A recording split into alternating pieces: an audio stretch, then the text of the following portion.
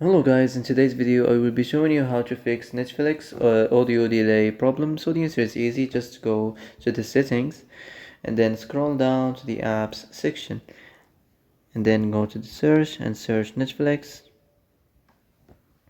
and next go to the storage, and here you will find this clear cache option. Click on it. Now you can go check it if it worked, and if it didn't you can try to restart your phone or turn the Wi-Fi off and on, or the Bluetooth or the airplane mode.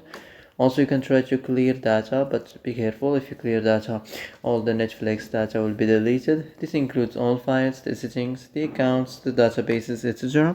So be careful if you want to clear your data.